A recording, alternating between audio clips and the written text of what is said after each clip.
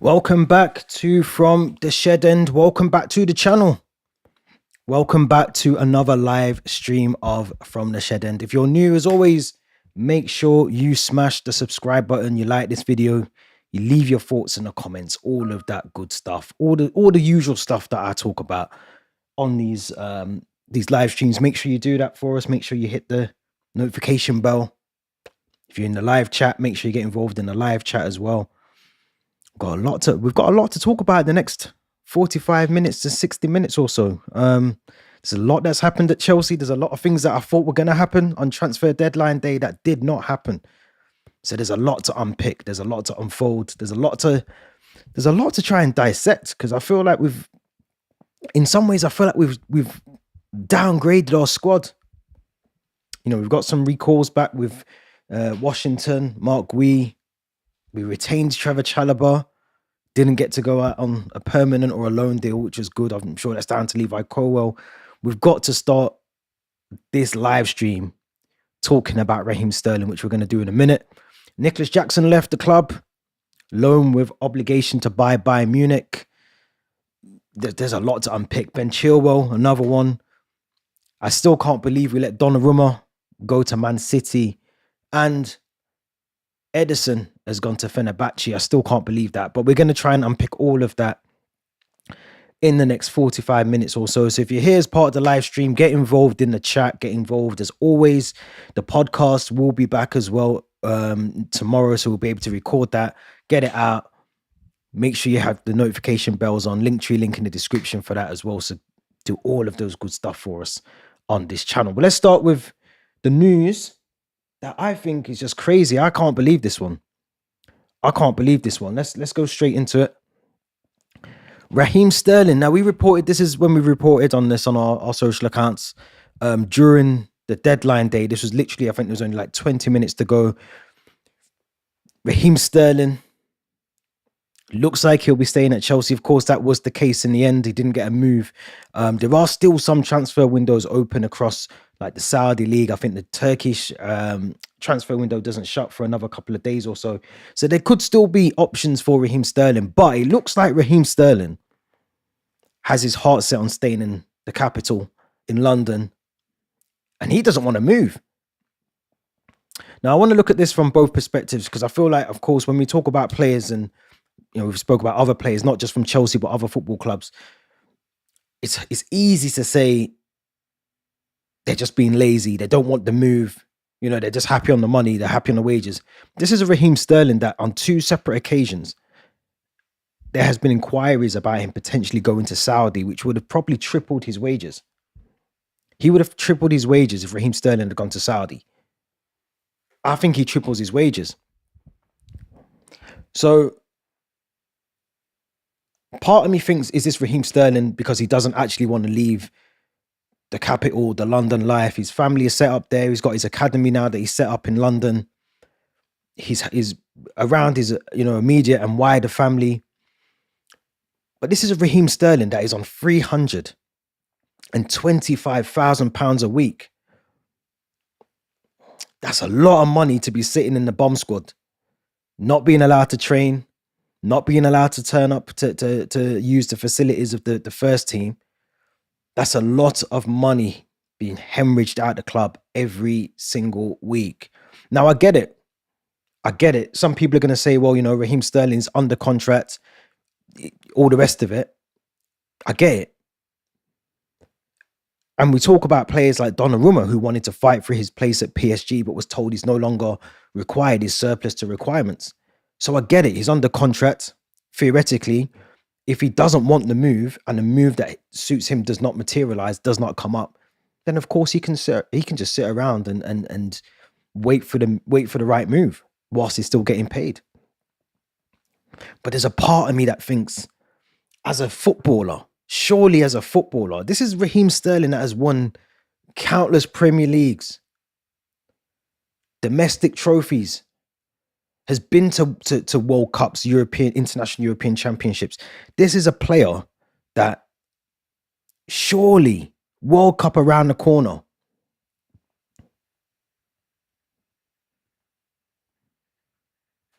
you'd want to be in the team. or playing football elsewhere.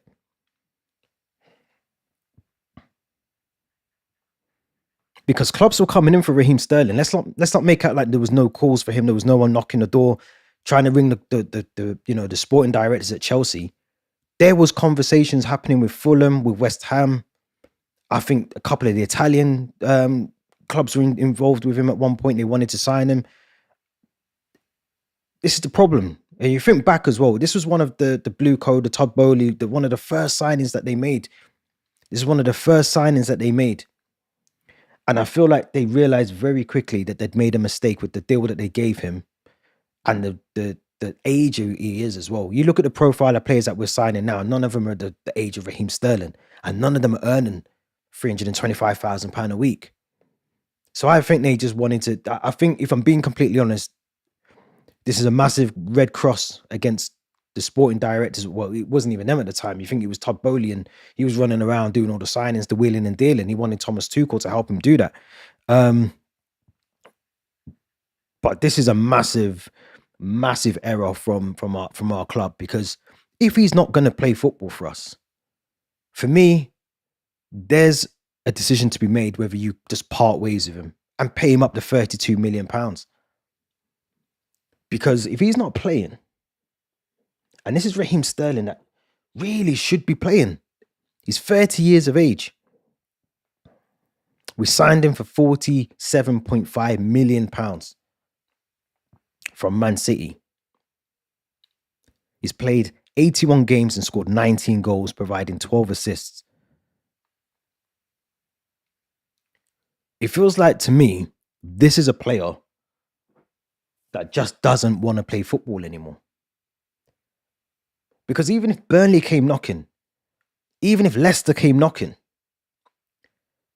he doesn't need the money. Let's be honest, he doesn't need the money. It's not, if the money is not the thing for Raheem Sterling, and he's rejecting bids, or negotiations are not happening with Saudi Pro League, then it clearly can't be about the money.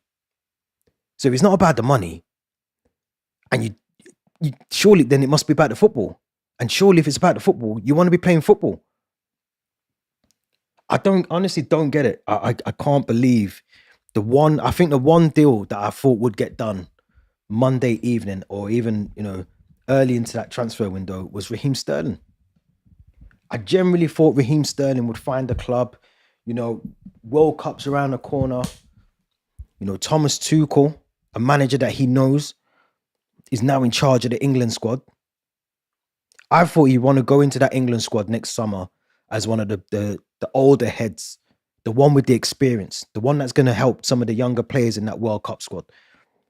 And there's talk that he still wants to be in the squad. He wants to be in the England World Cup squad. How's that going to happen? How's he going to get into the World Cup squad if he's not even playing football? Because from what I can see, what I know, from what I've been reading, Raheem Sterling is not going to be involved as a Chelsea player. He's going to be training isolated on his own with the rest of the bomb squad.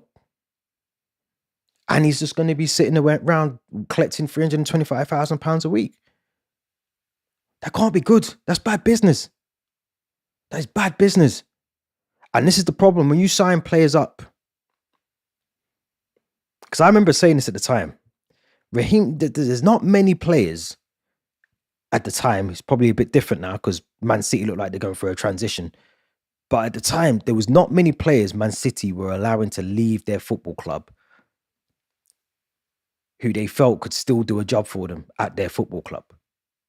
The only one I can really think of where they messed up at Man City was Cole Palmer, because I think he wanted to go out on loan. They said no. He had to get a permanent move. He came to Chelsea. He's done really good stuff at the club. But for Raheem Sterling, there was no talk. It's the same with Jack Grealish. And I know Jack Grealish has started his Everton career very well. But with 3 games into a season, things can change. But with Sterling, there was no fight for Man City. There was no, we need him, we want to retain him. They got a really good fee for him, £47.5 million. And he's sitting on a very comfy wage to sit around and not do anything. For me personally, the sporting director should have prioritized that. Whether that's a termination of contract, which I think has to happen now. It has to happen now. We can't allow someone 30 years of age to not be, either he plays football, we force him to play. He should be playing Carabao Cup games, FA Cup games, Lincoln City. I'll be playing him. I'll be playing. If we're not going to get rid of him, we have to play him. That's a lot of money to be hemorrhaging out the club every single week. And even some will say he's not earning 325 a week. He'll be, post tax, it'll be a lot less than that. Well, that's even, it doesn't matter. The figures are the figures. 325 is what we've been reported on. That's the figure that he earns every single week. Tax or no tax or after deductions, whatever, it doesn't matter to me. £325,000 a week for a player that is sitting in a bomb squad is not good business at all.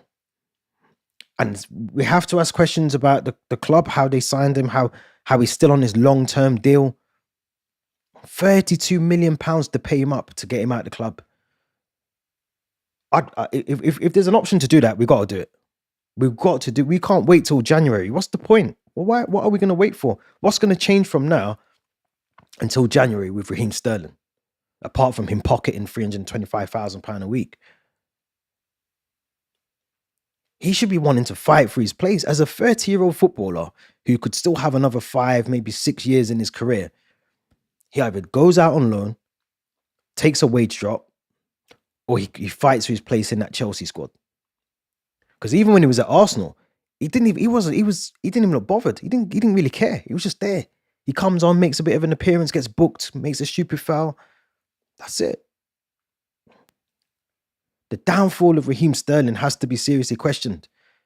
Because when we got him, at first we thought we got the the early stages of when he was at Man City. We thought we got that Sterling, bobbing and weaving in and out defenders. He wasn't doing. If he played now, how long has he not played for us? Can't happen. It can't be good business at all. Raheem Sterling has to find a club, and if that's Saudi Pro League, if that's whatever league it is, and whatever team it is, we need to get rid of Sterling because we can't have. It's the same with Ross Barkley. Ross Barkley was exactly the same. You can't have players at the club that are just.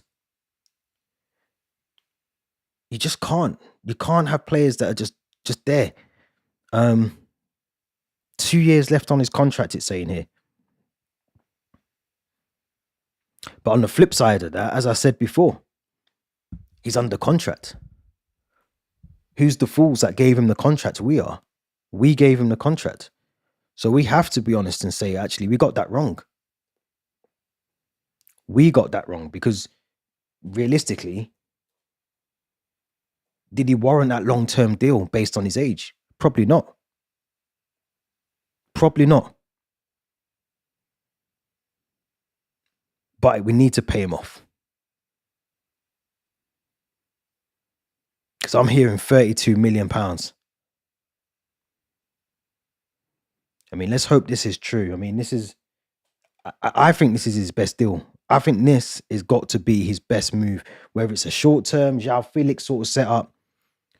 But he's seriously got to start considering that Saudi league just to go and play some. If he's serious about wanting to try and get in that World Cup squad, I can't think of many players that wouldn't play for nearly 6 months and then walk into a World Cup squad when you've got players already ahead of you who've been playing since August, since July in the pre-seasons. I don't think there's many, if any. Maybe you talk about Lamine Yamal if he's out injured and you're rushing him back. Apart from those sort of players, there are not many 30-year-old players that are just going to walk into an international England squad, into a World Cup squad where the position that you play in is occupied by 3 or 4 other players before you're even considered as part of that squad. He has to do something. He has to do something because if he doesn't, we'll talk about Raheem Sterling in the way that we talk about some of the other players that have been at our club. It'll just be poor. This is very true. Theo's on the live stream. As I said before, the podcast will be back this weekend, so make sure you tune in for that one with me and Theo. But he's saying here that every single one of our signings from 2022 summer transfer window were a disaster. I agree. And the 2023 one, they were. But I kind of get it a little bit Yeah, exactly. I was going to say the owners learned since then, younger players on lower wages. I generally think at the time when they first came into the squad, into the club, I just think they were just trying to buy. If you remember, they were trying to buy everyone. They were trying to get Rafinha. They were trying to get this player, that player. We were just linked with everyone. That first summer when Blueco were take the takeover completed, we were just everywhere. We were 1 minute we were in Barcelona, then we was in France trying to get that deal done, and here, and it just felt very much like these guys did not really have a clue. And I think as soon as some of the sporting directors came in, and maybe some of the other backroom board members came in, it sort of settled things down a little bit. And I think maybe that's where that cap of wages came in, looking at a younger profile of players, looking at certain players that we could bring in and sign them, but then sign them for the season after. Maybe those sort of processes and practices came in after. But to have Raheem Sterling still at this club, and it's not his fault. He's well within his rights to sit on a 2-year deal and wait for it to expire and hopefully maybe get a move at 32 years of age, or close to 33. But if he's serious about trying to get into that World Cup squad and he wants to, I can't imagine being 30 years of age. I'm a professional footballer and every day I'm getting up just to go and train, and that's it. I can't even process that in my head. To me, 30 years of age, you're coming to the end of your career. Surely you want to absorb and enjoy all those last moments. There's maybe that last final that you get to with a club. Maybe you get one last attempt at a Champions League, or you're contributing to the Premier League. Maybe if we won the Premier League and it's your last chance to get the Premier League, I just, for me, that would be my incentive to work to try and get into that squad. And it doesn't, as it looks at the moment, it doesn't even look like Raheem Sterling wants to even attempt to do that. I think he's happy to sit around, see what offers come in that fit what he wants. Which again, I'm not saying that's wrong or right. If he's under contract, he's under contract. But because we always talk about players that force moves, Isaks and Johan Wissa. When you flip the coin around, clubs can do the same thing. Clubs can try and force you out. We've seen it. We're going to talk about Ben Chilwell next. But it's to me, it's just for me, the mentality as a footballer surely is to want to play football every Saturday, 3 p.m. You want to be out on that. You want to see your name on the team sheet. As soon as the team sheet comes out, the manager's got it. You want your name to be on there, even at 30 years of age. Because to be honest, he could probably still do a job for us, Raheem Sterling. I'm not saying week in, week out, but there's games where you think, you need someone with a bit of flair, bit of experience, unlock a defense, work the right back. You could do with someone like that, but I don't know. I just don't understand it. Yeah, I think this is spot on. Theo's put on the live stream. We signed Koulibaly, Aubameyang, Sterling, all 3 years too late getting them signed. And if you remember, we were linked heavily with Koulibaly. I think a couple of years. I think it might have been 2 years. Might be earlier than that, actually. Before we signed him, the Aubameyang one was just. I mean, that was probably the worst for me. Probably the worst signing out of all those three, because we signed him, and I think it was more signed for Thomas Tuchel, and then Thomas Tuchel leaves pretty much within that short span of time that he was there. So, but we have to do something with it. For me personally, the termination of contract for Raheem Sterling has to be an option. It has to be an option. Whether it's viable, whether we can do that, and if it's feasible, then I think we should be looking at that. Because even if it's 32 million pounds, I just think, yeah, you take the hit up front, but in the long term, surely, even a value, the value when he goes into that final year, if he doesn't get a move in January, and you're talking about we're having the same conversation about Raheem Sterling now, and he's entering that final year of that deal, we're not getting what we're going to get for Raheem Sterling, 10 million. So you got to look at it like that. I suppose the club are thinking, he's still an asset. We spent 47.5 million on him. He's played 81 games, I think I just said. So he's not really gave you value for money in terms of the performances, the goals, the assists, top performances. He hasn't done that. He just hasn't done that. So maybe they're thinking, we'll get him a deal in the January, the winter window, but he doesn't even look like he wants to go anywhere. So my fingers are crossed, because I think if Saudi, which I think their transfer window shuts next week, I think, but I might be wrong. Whenever it shuts, hopefully we can secure a deal for him, because I think he needs to get away from the club and reset his footballing career. And if he's really serious about that World Cup squad, he has to be playing week in, week out, whether that's Saudi, Turkey, wherever the windows are open. He needs to get his agent on the phone and say, look, and if he's not interested in football, take the 32 million, go and focus on your academy. His boy's now at Arsenal, so maybe that's another reason why he doesn't want to leave. His son signed for Arsenal, but these are the things these are the choices you got to make. Thiago Silva has been playing in Brazil. His son's at Chelsea, so you can't even use that as an excuse or whatever else. But yeah, we've got a choice to make. Personally, for me, anyone in the chat, let me know what you would do. But me personally, I would be terminating the contract. I'd be terminating the contract. Thanks for your services, your 81 games, your 12 assists, or whatever it is, and let's just be friends from a distance when it comes to that. But I do want to talk about, for me, someone who has been dealt with very, very badly at this club. Very, very badly at this club. Ben Chilwell, who for me, I mean, there's not many players, and if we talk about players away from Chelsea, we talk about maybe someone like a Mark Guehi, who again is even still in a different situation because he's actually still actively playing football. But there's certain traits in players, or in humans, I suppose. But there's certain things when the player just doesn't kick up a fuss.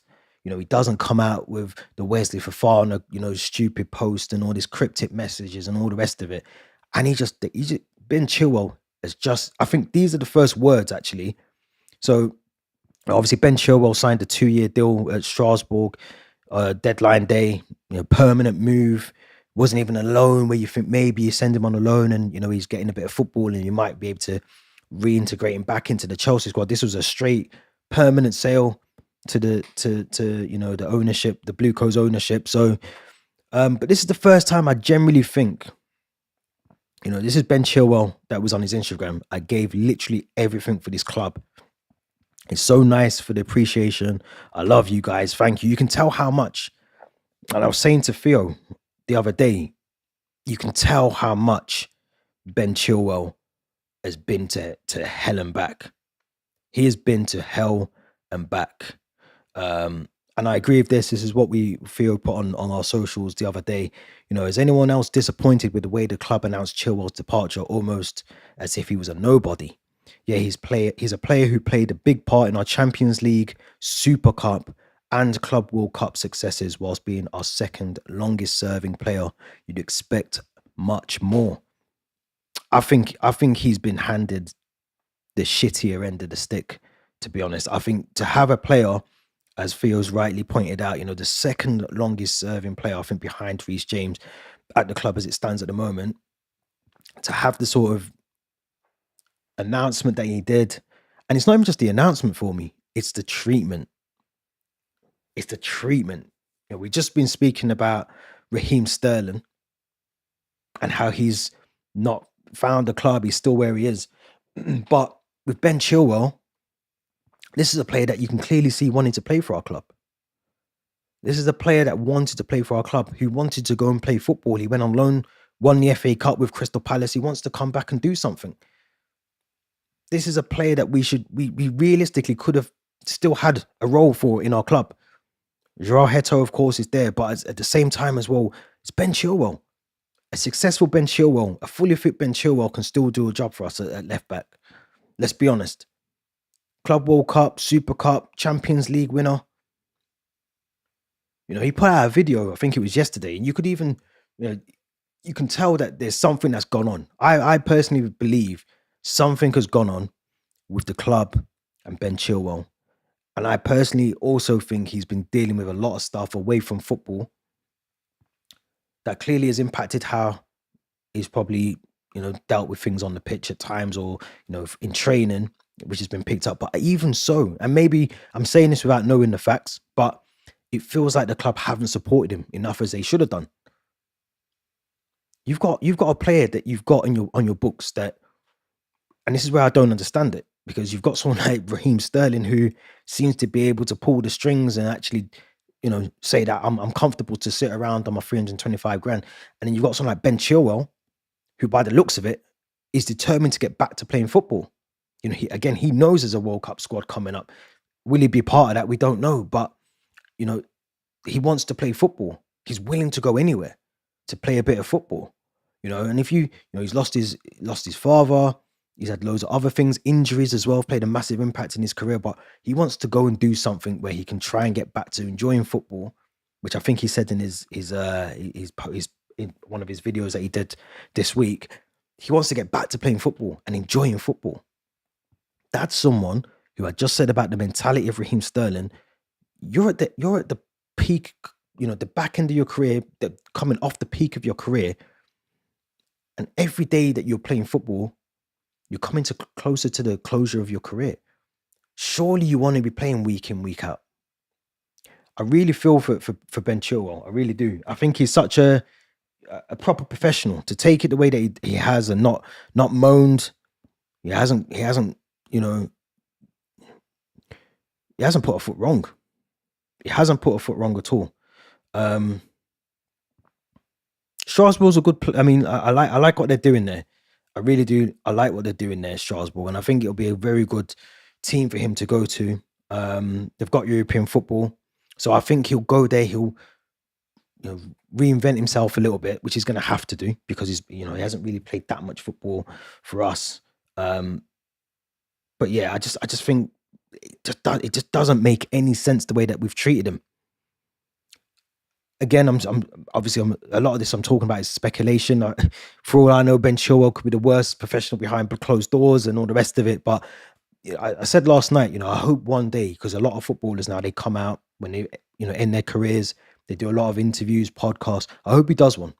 I hope he comes out, he does a podcast, or he's a guest on someone's podcast, and he tells his side of the story, because I generally think the club have just washed their hands of him. And I think the club are very cutthroat with that. We'll talk about Nicholas Jackson in a minute, but they're very cutthroat with, it doesn't matter when you sign for the club. It could be, the last transfer window. If you're not good enough, you're going. If we don't want you, you're going. If we need to sell you, if we need to balance books, you have to. The clubs see these players as assets, not players. That's the difference between certain clubs where, they'll do everything. They'll bend over backwards to make sure they keep certain players. I don't think there's anyone in our squad, bar maybe Reece James, and I think even he, at a push, the club would sell him. But I think everyone else is in that shop window every single summer. Even Cole Palmer, even João Pedro, they're all in the shop window. I don't think there's anyone in our club, even the goalposts, everything is for sale. Everything will be for sale in the summer at Chelsea. And that's just the nature. Whereas under the old ownership, you got to a certain age, you got offered your 1 year or your 2 year deal. And if you didn't want to sign that, then of course the club would swiftly move you on. But they'd also do it in a way that, was amicable and all the rest of it. There was very rarely many players I can remember that left under the old regime that really fell out or was really sort of pushed out at the club. There'll be names, of course, but there can't be that many names. So I just think it's poor. I think it's poor from the club. Sterling and Chilwell were two of our highest earners. It's clear they were forced out by the hierarchy as a result. Maresca's, they don't suit my style tactically, is a load of lies. I agree. And I think it's bad because, yeah, look, Chilwell was a high earner, but I think you do need. So, for instance, like Wesley Fofana, he's on, I think, £220,000 a week. And I just think, and again, he was one of the earlier signings, if you remember. So he's probably in that core group of the mistakes that the club made at the start of their tenure as owners. But I think you do need certain players, your older players, the players that have, won Premier Leagues, won the Champions League. You might have to pay them a little bit more. I don't think we can sort of cut corners and cut costs and all the rest of it for all the players. I think we have to have certain players that are just going to be past that threshold of whatever their cap is on wages. I think you're going to have to do that. Otherwise, you will miss out on big targets. You won't retain certain players. If players if Cole Palmer got offered 250 grand, 300 grand a week now to go and play for Real Madrid or whoever else, he probably would say, actually, yeah, I'm going to go and take my 300 grand because, to be fair, that's what I'm worth, and that's what they're offering. And so I think we have to be careful. I really do, in terms of the wages anyway. Chilwell deserves so much more. Top professional, 100% agree with Theo on that one as well. Both of them were featuring regularly in Maresca's preseason last summer, and then a few weeks before the window, Maresca says just doesn't add up. Yeah, I know. The thing with Maresca as well, I think he's definitely one of these people that you can tell he's almost not controlled, but I think he's the biggest yes man that we've had under this ownership. Because I think they tried it with Tuchel and they failed. They tried it with Potter and I think he just wasn't up to the job. They tried it with Pochettino and I think he accepted it to an extent. And then by the summer, if you remember, they amicably agreed to part ways. I think he was just sick of being the yes man at Chelsea. So I think he went. Maresca, I think, has gritted his teeth a few times, but even the likes of Nicholas Jackson, to see him just go out the club the way that he did, he was obviously heavily featured last season, but he got his move. He got his move to Bayern Munich. But even that, I mean, this is the first time I think in history of Fabrizio Romano's Here We Goes that we got two Here We Goes from Fabrizio Romano, because how on earth did we allow this deal to go through for Nicholas Jackson before having a backup or someone at least, that was going to be coming into the squad? I just don't understand that. I mean, surely you want to bring in your target before you let your key player go. It just, to me, it didn't make any sense. But Nicholas Jackson, as it says here on our socials, Nicholas Jackson, now part of the Bundesliga side, Bayern Munich. He signs on a season-long loan, but he has got that obligation. If you remember, one of the worst transfers that I can remember, apart from Mark Guehi's this season, but it's mental. It's up there with David De Gea with the fax machine all those years ago. But Jackson flies over, gets his permission to go and have his medical, to then see Liam Delap, what looks like a really bad hamstring injury, to be honest. I think he could be a 2-month offset for Delap. To then be told to come back to London, we need you. Only for him to refuse and say, actually, no, I'm not coming back, I'm staying in Munich. Although his agent, again, this is what I say about Raheem. This is all about Raheem Sterling today, but agents are the worst at times, because as much as they've got the players' investment interest at heart, there's a lot of money that these agents are picking up. And when you've got someone like Nicholas Jackson, who obviously wants to move, he wants to be playing competitive football, you see two strikers in Delap and João Pedro come in and they're scoring goals, and you're potentially now third in the pecking order. Of course you want to move, but these agents are in their ear. And you got to see that with this Nicholas Jackson move. The amount of times his agent was posting on Instagram, cryptic posts, the plane doesn't go back. I mean, what kind of stupid nonsense is that? The plane doesn't go backwards. Just get on the plane and come back and resolve it properly. And if you get the move, you get the move. If you don't, you don't. These agents, and this is the same for Sterling. His agent's probably in his ear saying, actually, don't accept that deal. They have to pay you anyway for 2 years, so don't accept it. And this is the same for Nicholas Jackson. Nicholas Jackson got his move in the end, but it could have all gone, could have all disintegrated very quickly if he wasn't careful. I'm happy for Jackson. I'm happy for Jackson because I think, as much as we criticized him, or I definitely criticized him a lot while he was at Chelsea, he was a player that scored goals. I think he got double figures both seasons, like non-penalty goals as well.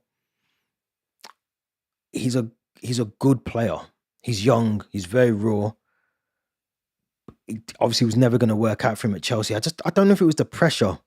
I feel like he was under a lot of pressure at Chelsea, and I think, with certain players, once they fall into that trap of the pressure gets to them, it's hard to get them out of it. It's hard to get them out. I remember Morata was the same at times as well. It's just the pressure cooker's constantly on. Some players can thrive under that and they get out of it. Nicholas Jackson, I feel like he's one of those people that if it isn't working for him, he just struggles. He just struggles, and I don't think he was ever going to rediscover some of that form that we got to see in certain parts of his season over the 2 seasons that he had. But he goes away, Club World Cup, Conference League. He's won stuff with us, and I think from a player that went from Villarreal, came over here, he's still got a massive career, and he's going to one of the best teams in Europe as well. It's not like he's downgrading to Preston North End. He's going to one of the best clubs in Europe. They're doing very well off the back of winning the Bundesliga. So he's going to a club where I think it will suit him in the Bundesliga. And of course, which we're going to talk about more on the podcast tomorrow, this could happen. His first game for his new club, Bayern Munich, could be against his parent club, Chelsea, in the Champions League in a few weeks. What are the odds that Nicholas Jackson scores a goal against us and celebrates like Adebayor did for Man City? What are the odds? It could happen. It could happen. And if it does, so be it. But I'm glad he got his move. I'm glad he got his move in the end. And of course, we've now recalled Mark Gui and Washington, as I said at the start of this as well. But I still don't think that's enough. I don't think he'll get much game time. I think we've brought him in maybe for a bit of depth. And I know his loan spell at Santos wasn't the best either, so maybe that's why they've recalled him. But Mark Gui as well, I don't know. I don't know if... like I said, I feel like we've downgraded the squad. I feel like we've downgraded our squad massively as well, because losing Jackson was always an option. Whether we liked it or not, he was always going to be an option. And if it was a good option, then it was great. If it was a bad one, then of course it's not good, but he's still an option. I don't have that level of confidence, and I hope I'm wrong. So I hope Mark Gui can prove me wrong, because he scored a goal, I think, for Sunderland already, whilst he was on loan for a short spell there. But I can't see, if we lose João Pedro, and hopefully we don't, but if we lose him, especially on an international break, or we need someone else to come on. We're losing 1-0 to Brentford, whatever the case may be in our next league game. I can't see Mark Gui coming on and changing the game. I couldn't really see Nicholas Jackson, but did I have more confidence in Jackson 100% than Mark Gui? I hope I'm wrong. I hope Mark Gui comes in and silence my noise, but I don't see it. I don't see it. I think we made a mistake not bringing, and I said it, the whole transfer window, we needed to go and get a top striker. I think we need 3 strikers, top strikers, not 3, but one of them's 18 and he's a bit raw. We might need to put him on. We need 3 top strikers. And I generally think, he hasn't started his season well at United, but even like a Šeško, Victor, Arsenal, all of that stuff, there were options out there for us.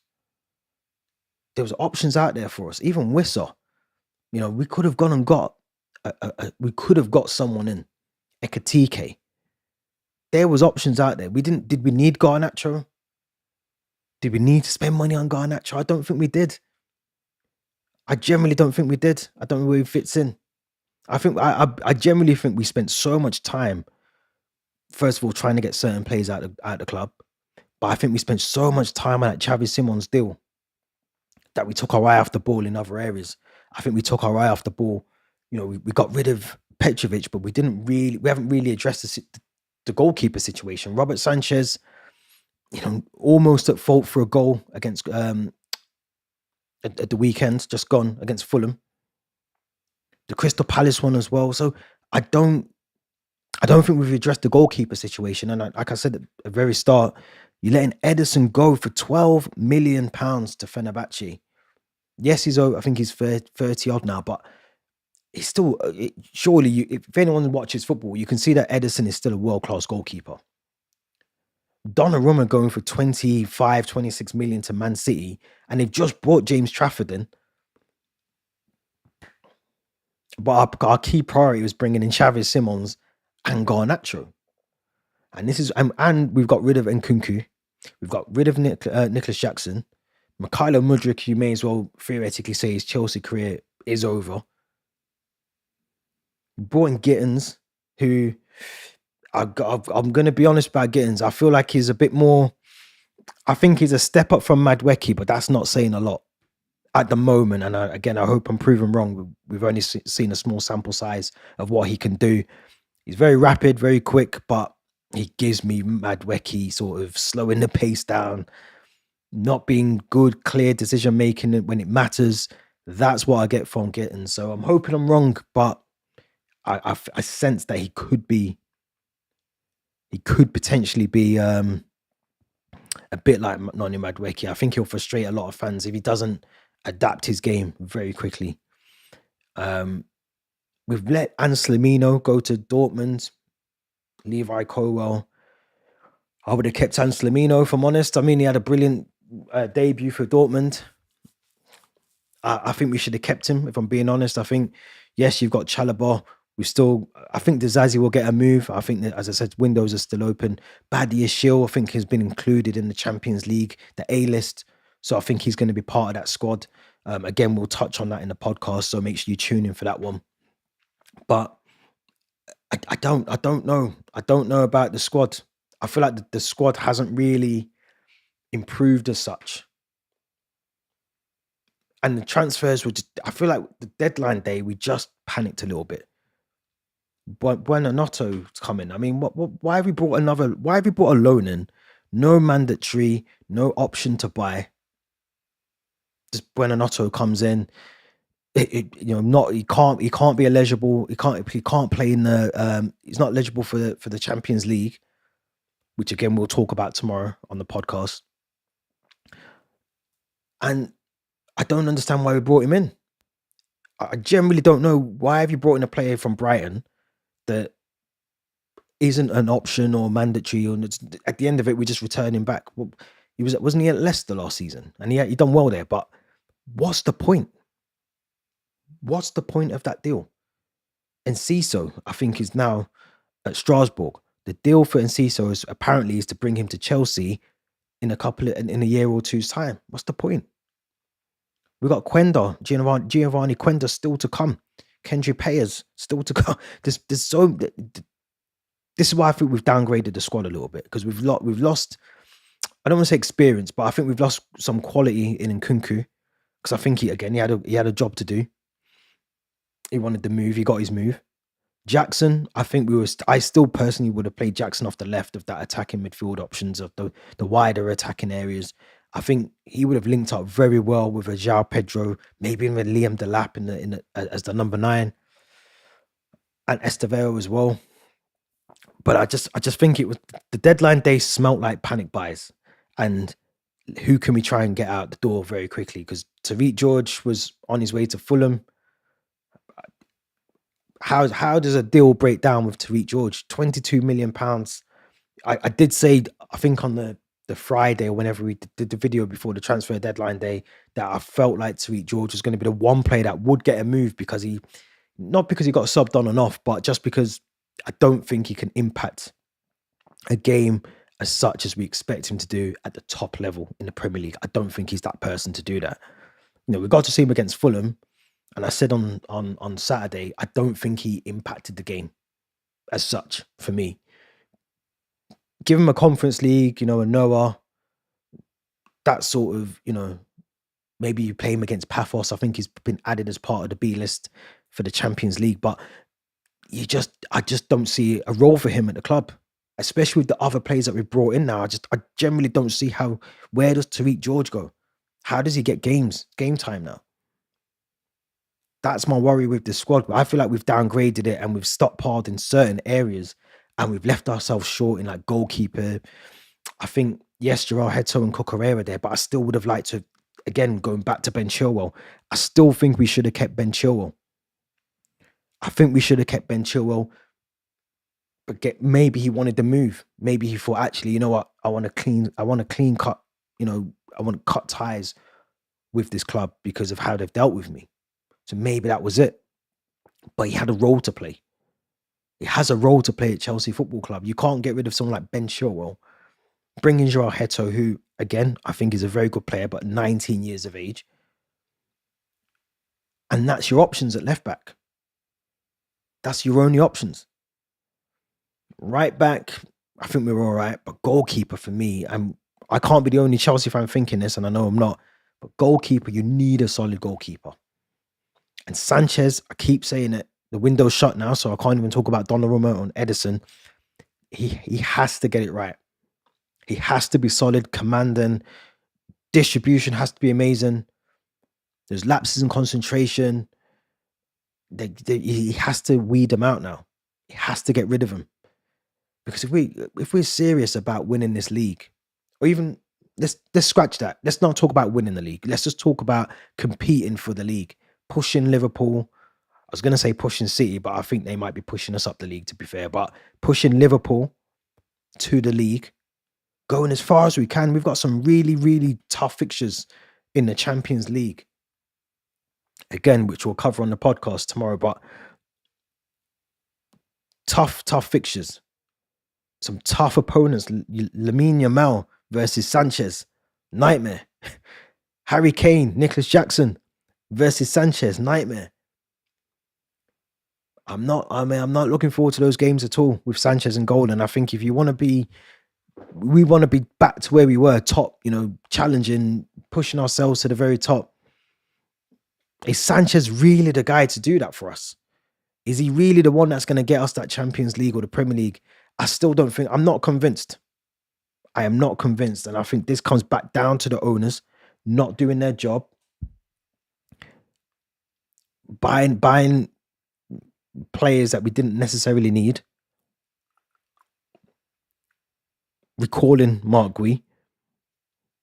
But I don't know. I am still puzzled by this. I'll be honest. I need answers from somebody. I am puzzled by this move. I'm actually scratching my head thinking about it. I'm puzzled by this move. Very good player. I'm not criticizing the player, but I just think why, where, and how. It's probably the first things that come into my head when I think about this player.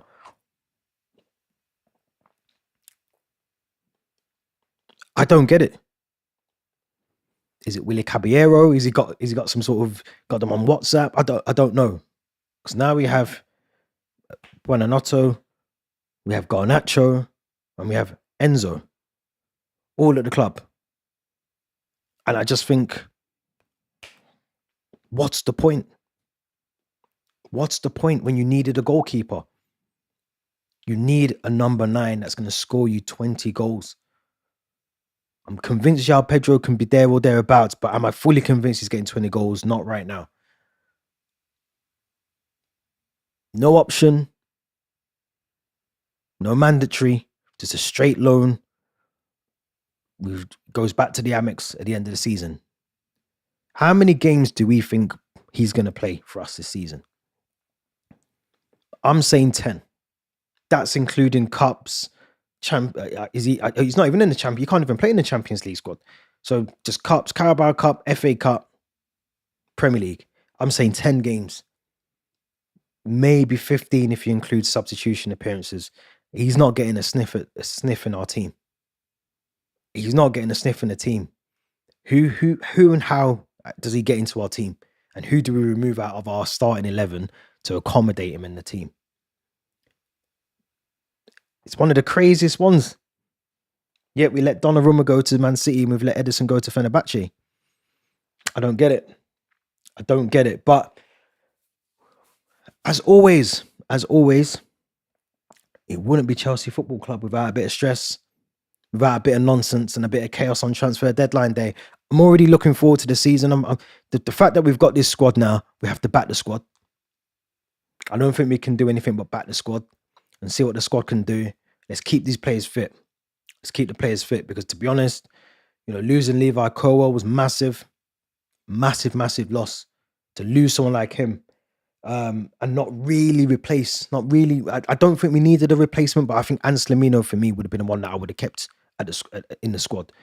I think knowing how those sort of injuries can go, He's not just gonna, if they're talking, maybe the back end of Feb, March that he might return, he's not gonna just come straight back into the team. There's gonna be all that sort of, you know, playing for the development squad, maybe 1 or 2 games. Then he's gotta, get this muscle back in his leg, the strength, build himself back up in terms of fitness. So I don't think he kicks the ball for us maybe to the back end of the season. Maybe to the back end of the season. So I think for me, and Slimino, when you talk about having depth in your centre backs, and Slimino, Wesley Fofana, Tosin, and Chalobah are probably the four that you look to. Then you go to your Badia Shields, and then you start thinking about Ashiempong or Joao Heto's left centre back. Then you start thinking about those options. But to have four for me would have been brilliant. You can rotate, rest, drop, bring players back in. I don't think we've got that luxury now. And if we do lose Fofana to an injury, who I wouldn't put it past him, then you're just talking about Tosin, Chalobah, and yeah, that's it. Tosin and Chalobah, and then you've got obviously Badia Shield. So I do feel like we've kind of, like I said, I feel like we've downgraded the squad a little bit. I'd love to know what you guys think. So in the comments, in the chat, give me out of 10 what you think our transfer window has been this summer. I think someone asked me this the other day, Monday night it was, and I said 4 out of 10. And then it was just literally 10 seconds later, the deal for Tweet George was off. So I went down from a 4 to a 3 out of 10. Because as much as I want Tweet George to stay at the club, I would have loved for him to go out on loan, get a loan and come back. But for him now to be at that club, if he doesn't get a move elsewhere, which it won't, because obviously our window's shut and I can't see that happening unless he wants to go to Saudi, which won't happen, then he's just going to be sat around for till January. He won't get many games. So for me, the window's 3 out of 10.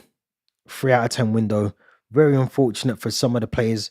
Disappointed we never got rid of Raheem Sterling. Not because I want Raheem out of the club, but as Theo said in the comments, a high earn of £325,000 a week. Just terminate, rip the contract up. Rip his contract up, send him on his way. Just wash your hands of him and he's done. Then you haven't got to worry about him. Take the hit now. I don't think we get much money for him this time next year. I don't think he gets a move in January unless it's a loan with obligation, which is very unlikely because of his wages. Just rip the contract up. Get rid of him. Get rid of Raheem Sterling. Get him out of the club. We'll talk about more on the podcast tomorrow. Make sure you tune in for that one. Make sure you smash the subscribe button. You like the video. Leave your thoughts. Make sure you give out of the 10, the transfer window. How do you think it's been this summer? Have you done well? I'm sticking with my 3 out of 10. I'm sticking with that one. We'll be back tomorrow. Make sure you tune in. Until then, enjoy the rest of your Thursday. We'll be back soon.